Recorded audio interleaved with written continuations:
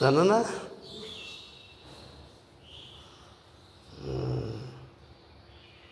তোমার বয়স কয় বছর? তোমার বয়স কয় বছর জানো? জানো না? এই 12 বছর না 15 বছর? সকালে নাস্তা খাই যাও?